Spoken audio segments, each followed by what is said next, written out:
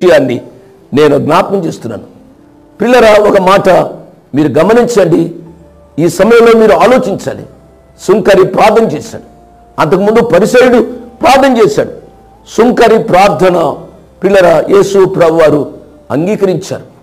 ఈ వాక్యాన్ని వినడానికి టీవీ ముందు కూర్చున్న ప్రియ తమ్ముడు, ప్రియ చెల్లి, ఈ అనుభవం ఈ క్రిస్మస్ ఆనందంలో ఈ క్రిస్మస్ రోజున నీకు కలగాలి అని ప్రభు పేరిట నేను మనవి చేస్తున్నా. నీ కులాన్ని బట్టి, నీ మతాన్ని బట్టి, నీకున్న ఆస్తిపాస్తులను బట్టి నువ్వు తృప్తి చెందవద్దు. ఆ పరిచయం చేసిన విషయాన్ని మనం చూసినట్లయితే మనకు అర్థమవుతుందా అండి. ఆ పరిచయుడు ఏమేమో చెప్తూ వచ్చాడు.